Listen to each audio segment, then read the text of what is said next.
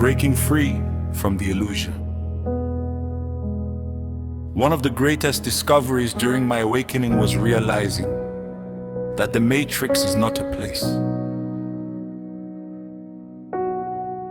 It is a way of seeing.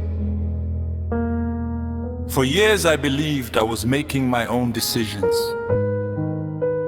I thought my opinions were my own. I thought my desires were my own. I thought the world I was looking at was reality. Then I began asking one simple question. Who decided this was normal? That question changed everything. I started seeing invisible patterns everywhere. Not just in religion. Not just in politics. Not just in education. But in almost every part of human life. The matrix is simply a collection of ideas repeated so often that we mistake them for truth. From childhood we are programmed. We inherit beliefs before we inherit understanding. We are told what success looks like, what beauty looks like, what intelligence looks like, what power looks like. Eventually, we stop questioning.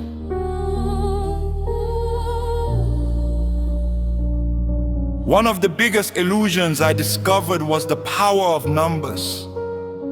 We trust numbers more than truth. Millions of followers, millions of streams, millions of views, packed auditoriums, verified accounts. The modern world has mastered the art of manufacturing influence. Some people buy followers, some buy streams, some use fake engagement, some hire crowds just to make themselves appear important. Some call it marketing, some call it business. I'm not here to judge it. I'm simply asking a question. If everyone is creating an illusion, who is living authentically? When numbers become more valuable than character, perception becomes more valuable than truth, the matrix wins.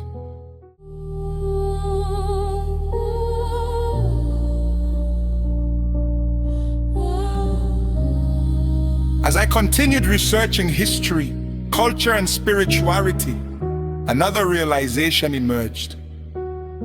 Much of what I believed about my own people had been inherited, not discovered. Many Africans have lived inside stories written by people who never truly understood us. History was edited. Identity was reshaped. Culture was interrupted. Even language began disappearing. When a people forget who they are, they begin living someone else's reality. That, to me, is one of the deepest forms of the matrix. Reality depends on awareness. Reality is not always the same for everyone. A dog walks into a room. A child sees a best friend. A hunter sees food. A veterinarian sees a patient. A scientist sees biology. A photographer sees beauty. The dog never changed. Only awareness changed. The same happens with life. Some people see obstacles. Others see opportunities. Some see problems. Others see possibilities. The world often reflects the consciousness looking at it.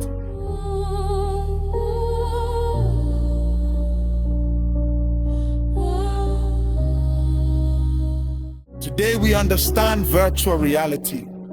Someone wears a headset. Within seconds, Their body remains in one room, but their mind believes it is somewhere else. They react emotionally. They sweat.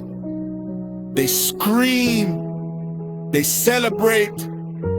All because the mind accepted an illusion as reality. Then I realized, long before virtual reality existed, humanity had already been wearing invisible headsets. Fear, conditioning, culture, propaganda, limiting beliefs. Once you remove the headset, reality looks completely different.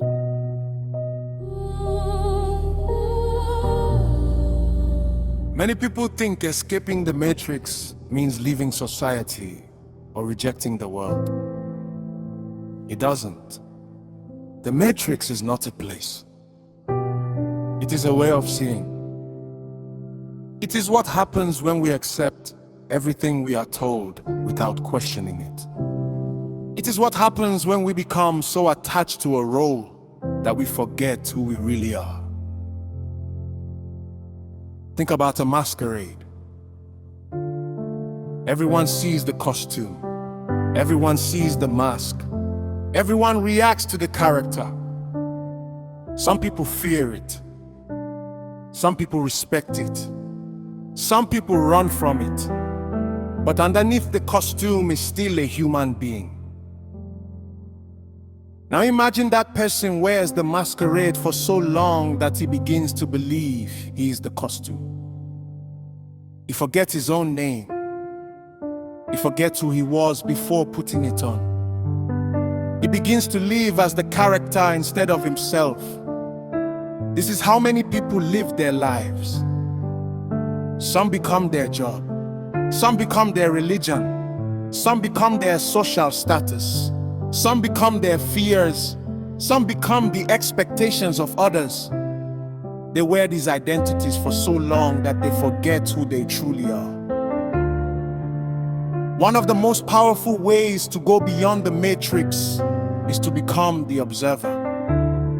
The observer is the part of you that watches, the part that notices your thoughts, the part that notices your emotions, the part that notices fear without becoming fear, the part that notices anger without becoming anger, the part that notices the costume without forgetting who is wearing it.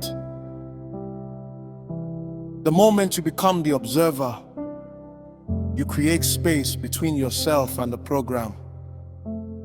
You begin to see things clearly.